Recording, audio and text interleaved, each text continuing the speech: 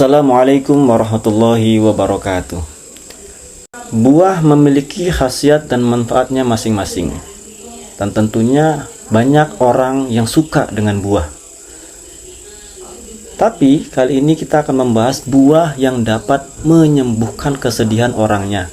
Dan bahkan bagi orang yang sering mengkonsumsinya, ini juga termasuk sunnah yang dianjurkan oleh baginda Nabi besar Muhammad SAW, karena buah ini termasuk buah kesukaan beliau. Buah apakah itu? Ya, buah itu adalah buah labu kuning. Labu kuning merupakan buah yang mengandung berbagai manfaat bagi kesehatan tubuh. Secangkir labu dapat memenuhi kebutuhan vitamin A lebih dari 100% dan vitamin C sebesar 20%. Labu juga mengandung vitamin E, riboflavin, potasium, tembaga, dan mangan 10% dan tiamin. B6, folat, asam potenat, niacin, besi, magnesium, dan fosfor sebanyak 5%. Dan pohon labu disebutkan di dalam Al-Quran, yaitu surat As-Saffat ayat 146 yang berbunyi wa ambatsna alaihi syajaratan min yaqtin, yang artinya dan kami tumbuhkan untuknya sebatang pohon labu. Dan bukan hanya itu, labu adalah salah satu buah favorit Nabi Muhammad SAW. Jika ada labu kuning di piring, maka Nabi SAW akan mengambilnya dibandingkan dengan makanan lain. Dan bunyi hadisnya seperti ini. An Ishaq ibni Abdillah ibni Abi Talhah annahu sami'a Anas bin Malik an khayyata an Nabiyya sallallahu alaihi wasallam li ta'ami suna'ahu. Fadhhabtu ma'an Nabiyya sallallahu alaihi wasallam faqarraba khubzan sa'irin wa maraqan fihi duba'un wa qadirun ra'aitun nabiyya sallallahu alaihi wasallam yatatabba'ud duba'a min hawalai al-qas'ati falam azal uhibbud duba'a ba'da yaumi idzin.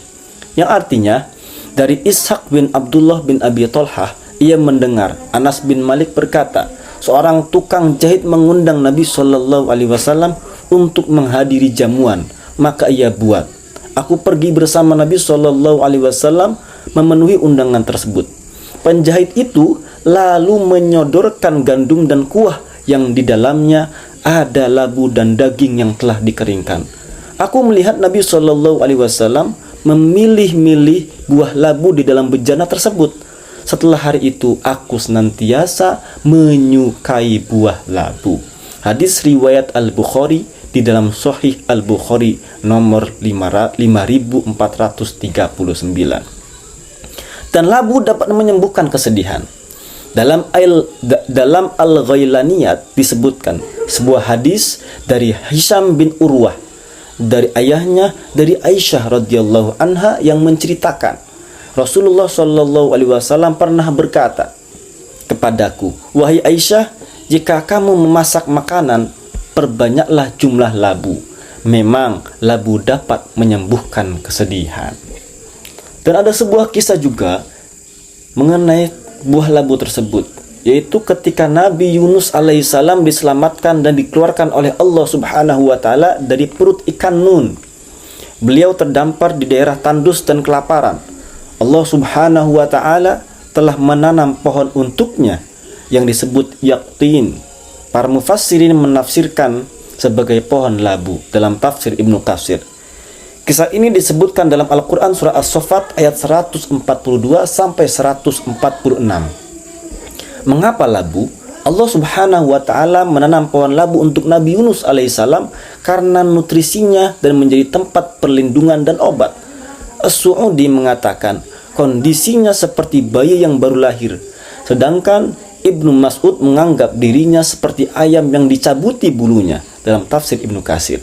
Daun labu kuning yang banyak dan lebar sebagai pelindung Nabi Yunus alaihissalam dari panasnya terik matahari di pantai terbuka tanpa pepohonan.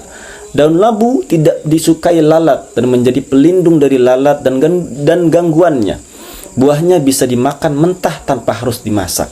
Sifatnya yang merayap di tanah dengan mudah dikutip ataupun dipetik oleh Nabi Yunus alaihissalam, hal ini juga mudah dikunyah dan dicerna dan dapat memuaskan dahaga. Tidak perlu diminum setelah makan. Buah labu juga bisa menenangkan pikiran. firman Allah Subhanahu wa taala dalam Al-Qur'an yang artinya laula an tadarakahu ni'matum mir rabbih lanubidza bil ara'i wa huwa madhmum fajtabahu rabbuhu faja'alahu minas sholihin. Yang artinya, jika dia Yunus tidak segera mendapatkan nikmat dari Tuhannya, niscaya dia akan dilemparkan ke tanah tandus dalam keadaan tercela. Kemudian Tuhannya memilih dia dan menjadikannya termasuk orang-orang yang bertakwa. Surat Al-Qalam ayat 49 sampai 50. Wallahu a'lam. Wassalamualaikum warahmatullahi wabarakatuh.